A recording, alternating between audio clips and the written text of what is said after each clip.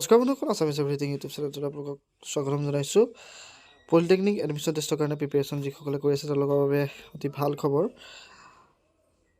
Government of Assam higher education technical department দিছপুৰৰ পৰা 3 April 2024 তাৰিখে এখন নটিফিকেশ্যন আহিছে। Deputy secretary to the government of Assam higher education technical to director of technical education Assam কাহিলীপাৰালৈ।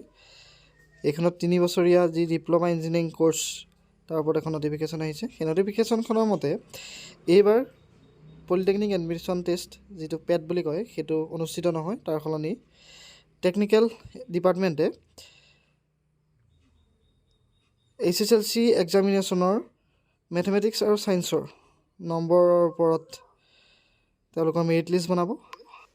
এই লিখা আছে state government polytechnic of Assam on the basis of mark obtained by student in the HSLC examination or equivalent with mathematics and science as compulsory subject from session 2024-25 onwards। মানে এতিয়াৰ পৰা কোনো ধৰণৰ pad exam অনুষ্ঠিত নহয়। যি এডমিশ্যন অনুষ্ঠিত হ'ব তেওঁলোকৰ HSLC বা ইয়াৰ ইকুইভেলেণ্ট এক্সামিনেশ্যনৰ মেথমেটিক্স আৰু ছায়েন্সক কম্পালচৰি ছাবজেক্ট হিচাপে লৈ তাত নম্বৰকেইটা যোগ কৰি যি পাৰ্চেণ্টেজ ওলাব সেই পাৰ্চেণ্টেজৰ ওপৰত ভিত্তি কৰি তেওঁলোকৰ মেৰিট লিষ্ট হ'ব আৰু মেৰিট লিষ্ট অনুসৰি তেওঁলোকৰ কাউন্সেলিং হ'ব।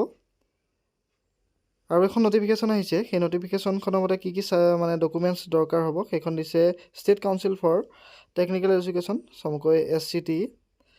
এইখনো director of technical education Assam Kahilipara গুৱাহাটীৰ পৰা আহিছে। এইখন 10/4/2024 তাৰিখে উলিয়াইছে। ইয়াতো সেই একেটা কথাই কৈছে যে পলিটেকনিক এডমিশ্যন টেষ্ট অনুষ্ঠিত নহয় আৰু তেওঁলোকৰ মেথমেটিক্স আৰু ছায়েন্সক কম্পালচৰি ছাবজেক্ট হিচাপে লৈ তাত পোৱা মাৰ্কছখিনি যোগ কৰিয়েই এডমিশ্যন দিয়া হ'ব। আৰু সেইদৰে মডাৰ্ণ অফিচ মেনেজমেণ্ট সেই ছাবজেক্টটোৰ কাৰণে মানে সেই কোৰ্চটোৰ কাৰণে 12 ষ্টেণ্ডাৰ্ড অৰ্থাৎ হাই ছেকেণ্ডেৰী নাম্বাৰ কনচিডাৰ কৰা হ'ব। আৰু যিটো মই ডেছক্ৰিপশ্যনত ৱেবছাইট দি দিছোঁ তাতে গৈ আপোনালোকে অনলাইন আবেদন কৰিব পাৰিব। তাৰ বাবে ডকুমেণ্ট লাগিব পাৰ্মানেণ্ট ৰেচিডেঞ্চ চাৰ্টিফিকেট চমুকৈ PRC, কাষ্ট চাৰ্টিফিকেট যদি কোনোবা কাষ্টত বিলং কৰে, তাৰপাছত নন ক্ৰিমিনেল চাৰ্টিফিকেট লাগিব OBC MOBC কাৰণে। আৰু যদি ফ্ৰীডম ফাইটাৰ হয় তেওঁলোকৰ চাৰ্টিফিকেট লাগিব যিখন principal secretary to the chief মিনিষ্টাৰে এপ্ৰুভ কৰে। আৰু এখন যি ৰিলেশ্যনশ্বিপ চাৰ্টিফিকেট দিয়ে ডেপুটি কমিশ্যনাৰ ডিষ্ট্ৰিক্টৰ সেইখন লাগিব। তাৰপাছত যদি ৰিটায়াৰ্ড ডিফেন্স পাৰ্চনৰ হয় তেওঁলোকে চাৰ্টিফিকেট দিব লাগিব। ৰাজ্যিক সৈনিক বৰ্ড আছামৰ পৰা যিখন চাৰ্টিফিকেট দিয়ে সেইখন দিব লাগিব। আৰু ঠিক তেনেদৰে ফিজিকেল হেণ্ডিকেপ হ'লে তেওঁলোকে ডিজেবল যি চাৰ্টিফিকেট আছে ছ'চিয়েল ৱেলফেয়াৰ ডিপাৰ্টমেণ্টৰ পৰা দিয়ে সেইখন দিব লাগিব।